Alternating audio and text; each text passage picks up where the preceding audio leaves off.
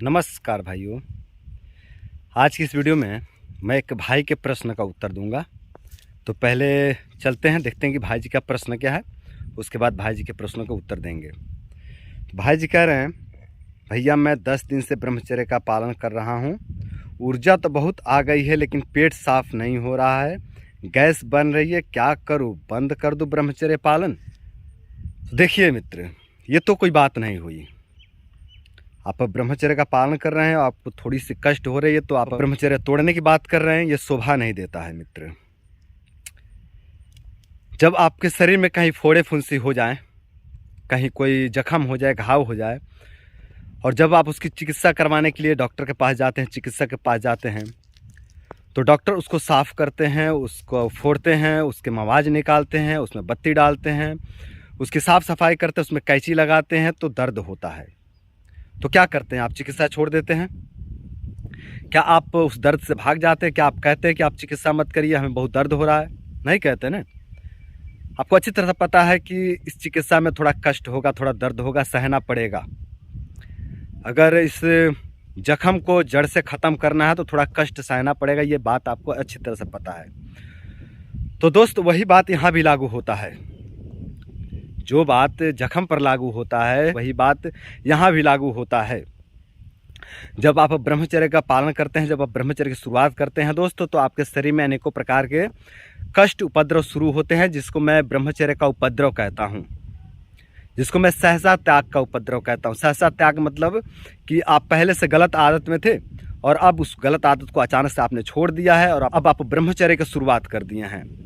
तो उसके कुछ साइड इफेक्ट हो सकते हैं, कुछ उपद्रव हो सकते हैं, कुछ क्षण के लिए, कुछ समय के लिए होंगे, लंबे समय के लिए नहीं होंगे, ये कुछ समय के लिए होंगे, कुछ उपद्रव होंगे आपके शरीर में, जिसको आपको सहन करना होगा, उसको सहन करना होगा आपको। और आप एक बार सहन कर लेते हैं तो ये समस्याएं जो आपके शरीर में, जो विकृतियां आई हैं गलती के कारण, जो आपके शरीर में कमजोरी आए हैं, ये दूर हो जाएंगे। थोड़े दिन का कष्ट सहना है आपको, और यदि आप इस कष्ट को सहन नहीं करते हैं तो फिर लेकर इसको ढोइए जीवन भर, इस कमजोरी को लेकर ढोइए जीवन भर, इस कष्ट को लेकर, इस दर्द को लेकर आप जीवन भर ढोइए, आप जीवन भर भोगिए इस कष्ट को। तो यही करना पड़ेगा आपको, जीवन भर इस कष्ट को भोगना पड़ेगा दोस्त। तो मेरे भाई, कोई भी भाई ब्रह्मचर्य का जब शुरुआत करते हैं तो थोड़ा कष्ट सहने के लिए तैयार रहिए। मैं अपने कई वीडियो में बोला हूँ कि अगर आप ब्रह्मचर्य का पालन करते हैं तो थोड़ा दर्द होगा, थोड़ा कष्ट होगा, ब्रह्मचर्य का उपद्रव होगा, फ्लैट टाइन आएगा, इसको थोड़ा सहिए। ये सभी एक ही चीज़ है। जो भी मैं अभी बोला कि थोड़ा दर्द होगा, थोड़ा कष्ट होगा, ब्रह्मचर्य का उपद्रव होगा, फ्लैट लाइन आ गया, सभी एक ही चीज़ है। टोटल कहें तो टोटली एक ही चीज़ है, और वो है उपद्रव। ब्रह्मचर्य का उपद्रव, सहसा त्याग का उपद्रव। तो ये उपद्रव है और इसका सामना आपको करना पड़ेगा दोस्त। मैं अपने कई वीडियो में भी बतलाया हूँ कि जब हम ब्रह्मचर्य की शुरुआत करते हैं तो नीचे एनर्जी संचय होती है, नीचे एनर्जी संचय होती है, और ये एनर्जी ऊपर की ओर उठने लगती है, ऊर्ध्व होने लगती है। तो जब ऊपर की तरफ उठने लगती है ना दोस्त, तो नीचे के हिस्सा को थोड़ा सा उठा देती है ऊपर की तरफ। जो अपने नीचे के जो हिस्से हैं, जो भी अपने गुप्तांग है, अपना अंडकोश है, अपना गुदा मार्ग है, अपना बड़ी आंत है, छोटी आंत है, इनको थोड़ा सा ऊपर की तरफ प्रेस कर देता है एनर्जी। और नीचे से जब एनर्जी उठता है तो इनको थोड़ा सा दबा देता है। तो थोड़ा सा दबाव बनने के कारण मल में रुकावट आ जाता है, गैस पास करने में थोड़ी दिक्कत होने लगती है, गैस भी पास नहीं होता है, थोड़ा सा रुकावट, कुछ दिन के लिए रुकावट होता है। 2 दिन के लिए हो सकता है, 4 दिन के लिए हो सकता है, 10 दिन के लिए हो सकता है, या 15 दिन के लिए हो सकता है, ज़्यादा से ज़्यादा 20 दिन या 25 दिन के लिए हो सकता है, थोड़ी रुकावट हो सकती है। इससे आपको घबराना नहीं है मित्र, इससे तनिक भी नहीं घबराना है। आप धैर्य रखेंगे, ये एनर्जी ट्रैवल कर रही होती है तो रुकावट आता है। जब एनर्जी ट्रैवल करती है ना दोस्त, तो उपद्रव होने लगता है शरीर में। इसी को फ्लैट लाइन कहिए या फिर ब्रह्मचर्य का उपद्रव कहिए। समझ रहे हैं आप लोग? एनर्जी को ऊपर जाने की आदत नहीं दिया हमने कभी, नीचे ही बस खर्च किए, नीचे ही खर्च कर दिए। थोड़ी एनर्जी बनी उसको नीचे खर्च कर दिए, थोड़ी सी ऊर्जा बनी उसको नीचे खर्च कर दिए। लेकिन जब हम ब्रह्मचर्य में आ जाते हैं, जब हम संयम साध लेते हैं, तो एनर्जी ट्रेवल करने लगती है, एनर्जी ऊपर की तरफ उठने लगती है, अपने ब्रेन की तरफ एनर्जी आने लगती है, छाती की तरफ आने लगती है ना। तो एनर्जी उठने लगती है तो शरीर में कुछ उपद्रव होते हैं, क्योंकि इस एनर्जी को शरीर ने देखा नहीं है।